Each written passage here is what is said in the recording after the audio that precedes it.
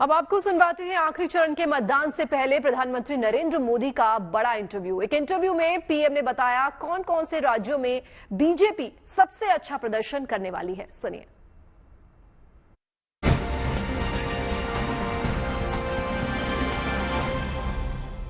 हमारा एक नया दौर शुरू होगा, उसका उसके अंदर संकेत है। दूसरा, जो लोग बड़े सपने देख करके बड़े वादे कर रहे थे, उनके लिए भी आखिरी दौर है। तो चुनाव का आखिरी दौर ऐसा इतना नहीं, उनकी स्थितियों का भी आखिरी दौर है।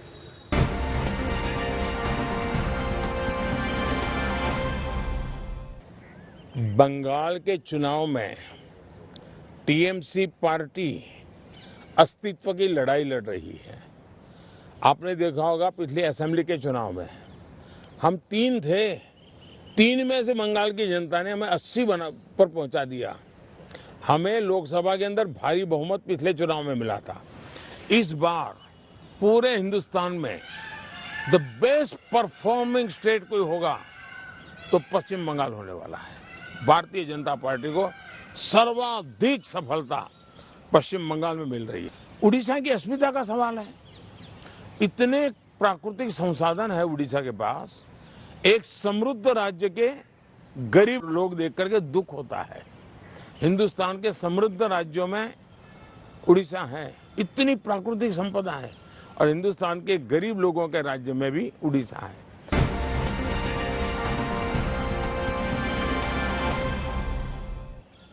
मोदी सरकार का मैंडेट क्या है?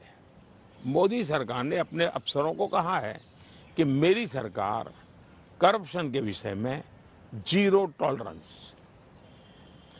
अब ये दफ्तर के अंदर बैठे हुए लोगों का काम है कि उसको लागू करें।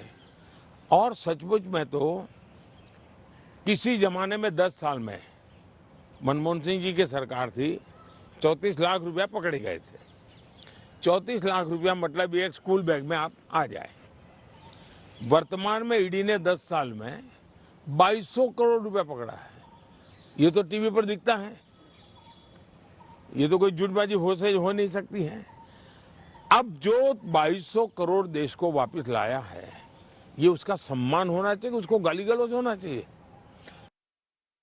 यहाँ से चुनाव उन्होंने लड़ा था, तो इस तरह से आप देखें कि बीजेपी की परंपरागत सीट रही है और बहुत एक तरह से मैसेज देने वाली भी सीट गाजियाबाद मानी जाती है। हम देखते हैं गाजियाबाद, गौतम बुद्ध नगर, बुलंदशहर, बगल में अगर आगे जाए मेरठ, ये वो सीटें हैं जहाँ अगर आप देखें 2014 हो, 2019 हो, तो हैं वो इस वक्त रोड शो कर रहे हैं और आप तस्वीरें सीधे आपके सामने।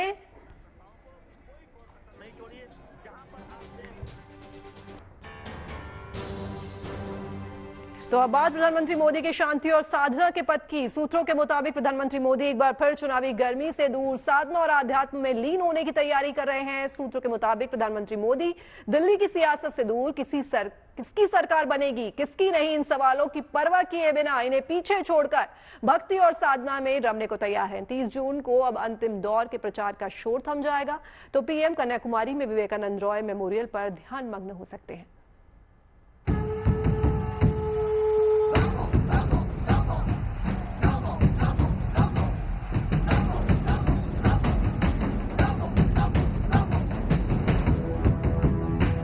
पिछले करीब 1.5 महीनों से लोकतंत्र की कर्म पूजा में लगे पीएम मोदी अब भक्ति और आध्यात्म में लीन होने की तैयारी में हैं।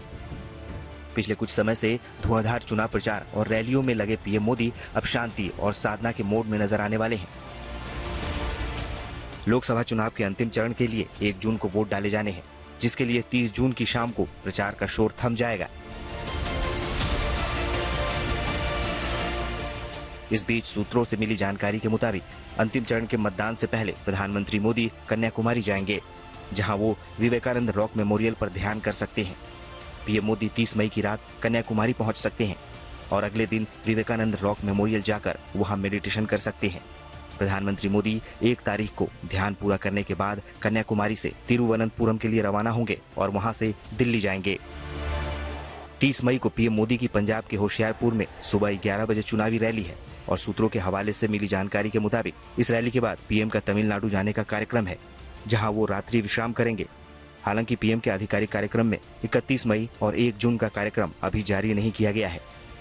ये पहला मौका नहीं है जब पीएम मोदी चुनाव के ठीक बाद इस तरह से भक्ति और आध्यात्म में लीन होने की तैयारी में है। 2019 लोकसभा चुनाव के अंतिम चरण के मतदान के समय पीएम मोदी केदारनाथ गए थे, जहां उन्होंने रुद्र गुफा में ध्यान किया था।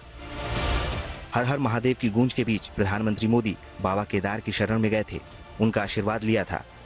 इस दौरान उन्होंने करीब आधे घंटे तक केदार धाम के गर्भगृह में पूजा अर्चना की थी, गर्भगृह में ध्यान लगाया था और शिव साधना में लीन हो गए थे।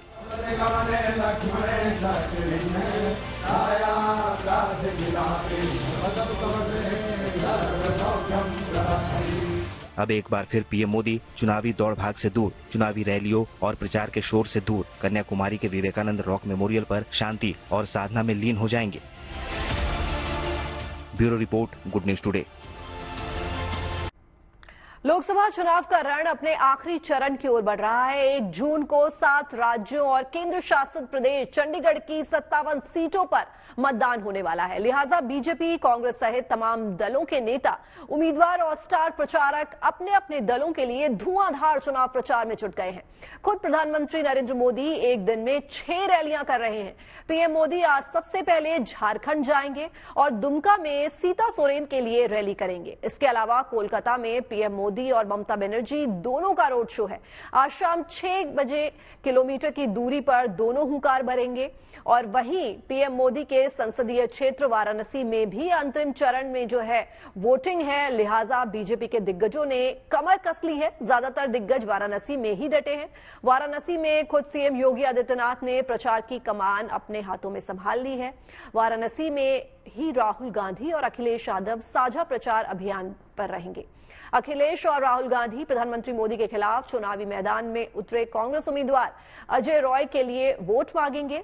तो वहीं काशी में बीजेपी भी पूरा जोर लगा रही है। कल अमित शाह और नड्डा की सभा थी। आज केंद्रीय मंत्री स्मृति ईरानी और गिरिराज सिंह वहां जमे हैं। आम चुनाव के आखिरी चरण के मतदान से पहले प्रचार में जुटे नेता तीर्थाटन भी कर रहे हैं। वह मंदिरों में जाकर दर्शन पूजन कर रहे हैं और अपने लिए और अपनी पार्टी के उम्मीदवारों के लिए देवी देवताओं से आशीर्वाद मांग रहे हैं। हम आपको दिखा रहे हैं कुछ खास तस्वीरें, जिसमें चुनाव प्रचार अभियान के सिलसिले में वाराणसी पहुंचे उत्तर प्रदेश के सीएम योगी आदित्यनाथ ने काशी विश्वनाथ का आशीर्वाद लिया और बाबा का जलाभिषेक भी किया। वहीं कल नड्डा भी काशी पहुंचे थे, जहां उन्होंने काशी के कोतवाल बाबा काल भैरव के दर्शन किए और बाबा का आशीर्वाद लिया। वहीं पंजाब में अरविंद केजरीवाल की पत्नी सुनीता केजरीवाल ने स्वर्ण मंदिर जाकर मत्था टेका और अरदास की। तो ये 3 तस्वीरें आपके सामने आप देख सकते हैं कि किस तरह नेता इस वक्त भगवान के दर्शन कर रहे हैं, पूजन कर रहे हैं। कहीं जलाभिषेक हो रहा है तो कहीं अरदास की जा रही है। लोकसभा चुनाव में अब बस अंतिम चरण का मतदान बाकी है। नेतागण आखिरी दौर के मतदान के लिए जी जान जो है वो अपनी झोंक रहे हैं, क्योंकि इसके बाद आएगा आराम का मौका। वैसे भी इस भीषण गर्मी में नेताओं को जिस तरह की मेहनत करनी पड़ी है वो काफी थके हुए लग रहे हैं, क्योंकि आखिरी दौर से पहले हथियार कैसे डाल दें, इसलिए प्रचार के लिए तरह तरह के हथकंडे अपना रहे हैं। राहुल गांधी, तेजस्वी यादव और मीसा भारती ने तो गजब ही कर दिया।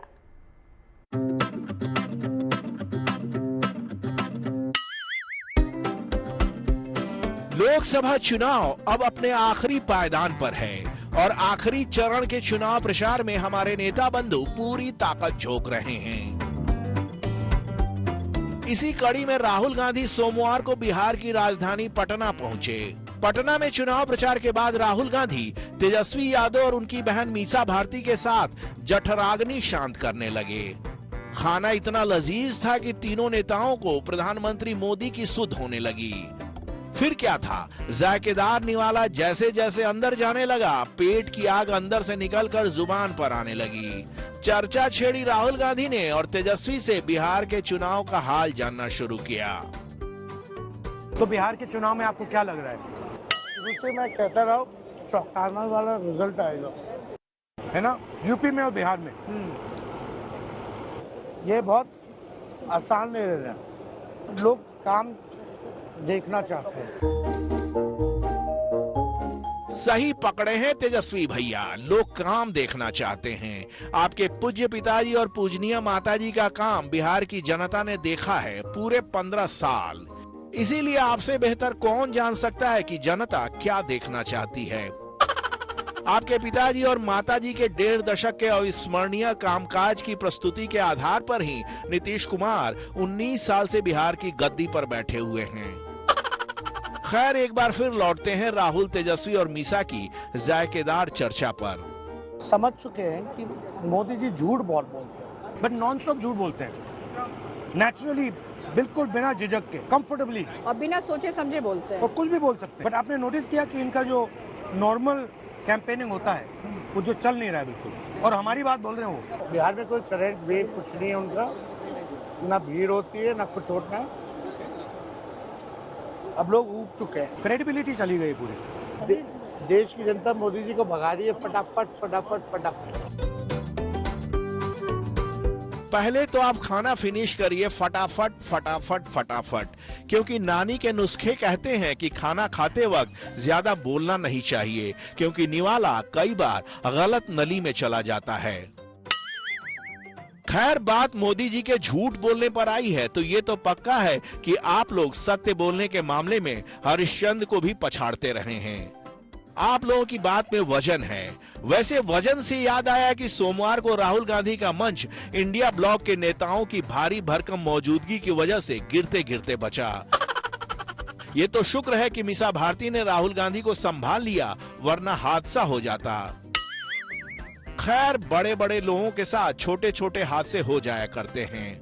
वैसे ही एक हादसा होते होते बचा पंजाब के लुधियाना में। दरअसल दिल्ली के सीएम अरविंद केजरीवाल लुधियाना से आप उम्मीदवार अशोक पराशर के समर्थन में रोड शो कर रहे थे और पीछे एक समर्थक भारी भरकम गदा लेकर खड़ा था।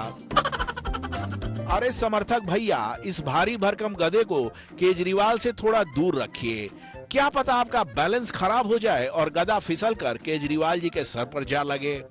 भूल गए आप कि ऐसा ही एक हादसा मध्य प्रदेश के राघोगढ़ में सीएम मोहन यादव के रोड शो में हो चुका है।